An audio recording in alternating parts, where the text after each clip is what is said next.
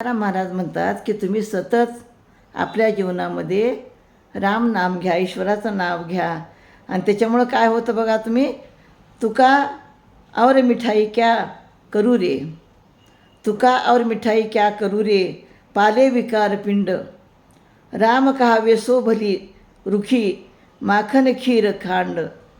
तर गोडधोड मिठाई खाऊन काय करावे, जिभेला आवडेल ते खाल्ल्याने शरीरातील विकार वाढतील आणि उगाचच शरीर नको तेवढे पोसेल.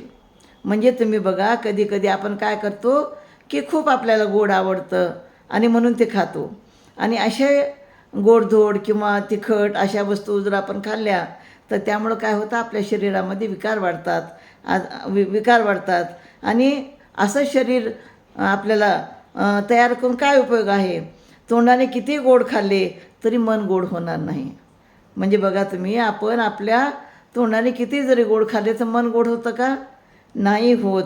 यापेक्षा मन गोड निर्मळ व्हावे असे जर वाटत असेल तर मुखाने रामनाम घेत राहावे. म्हणजे तुमचं मन गोड आणि निर्मळ व्हावं वाटत असेल तर तुम्हाला काय करावं लागेल, सतत रामाचं नामस्मरण करावं लागेल, ईश्वराचं नामस्मरण करावं लागेल.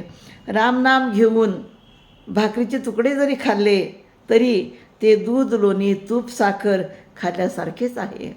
आणि म्हणून ईश्वर नामामध्ये किती गोडी आहे हे तुकाराम महाराजांनी या अभंगामध्ये सांगितलेलं आहे. रामकृष्ण हरी.